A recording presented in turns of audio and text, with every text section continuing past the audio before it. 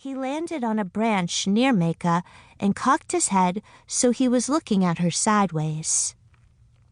"Did that make you feel better? Because it made me feel better." When he wasn't curled into a ball, Jackalow looked like a gray songbird with 3 tail feathers that stretched a few inches beyond his feet, carved out of smoky quartz. He had a crest of stone feathers on his head. "Are you okay, Mayka? Everyone's worried about you." "I wanted to be alone, Jackalow," Mayka reminded him. She'd been clear this morning.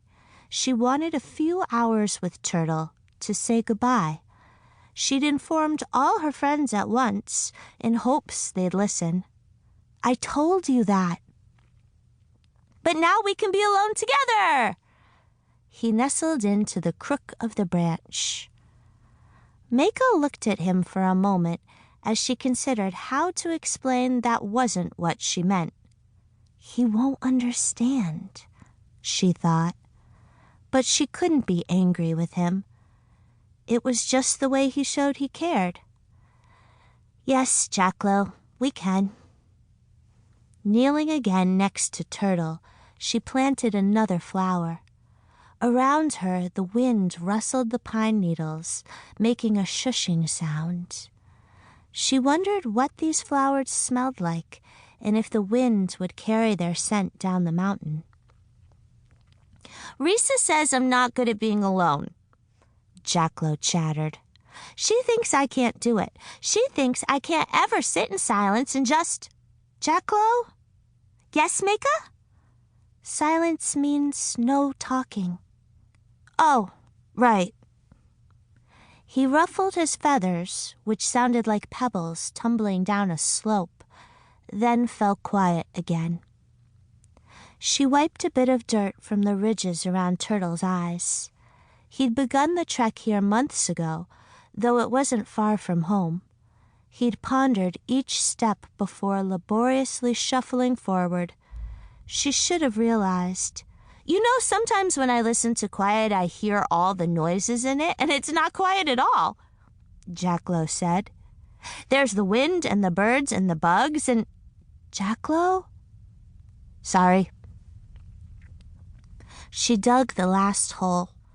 Turtle had realized on his own that the marks Father had carved on his stone shell to awaken him were fading, rubbed away by wind, water, and time, and he'd calculated how far he had to walk in the weeks he had left. He'd made it to the exact place he wanted before he stopped. She only wished she'd understood sooner. Without a stonemason to recarve his marks, Turtle would sleep forever. "You know what, Mayka?" Lowering the last plant into the hole, she said. "Yes, Jackalow? What is it now?" In a tiny voice, he said, "I think I'm scared." Mayka looked up at the bird. He was hunched over, with his shoulders up and his head ducked low. His wings were tight against his body. "You are? Why?" "I don't want to become silent like Turtle." "Oh." And like that, her annoyance melted away. This she understood. She'd been trying hard not to think about exactly this for the past week. Me too, she thought, but she didn't say it out loud. Instead, she held up her hand. "Want me to throw you again?" His head shot up and his wings unfurled. "Only if it will cheer you up, too." "It will," she promised her friend. "We'll cheer each other up." Pushing himself off the branch, he rolled into a ball as he flew toward her. She caught him, pivoted, and threw him as hard as she could. He arched up toward the sun, and then, with another "Woohoo!" flew higher. Circling around, he flew back to her hand. She caught him and threw him again, over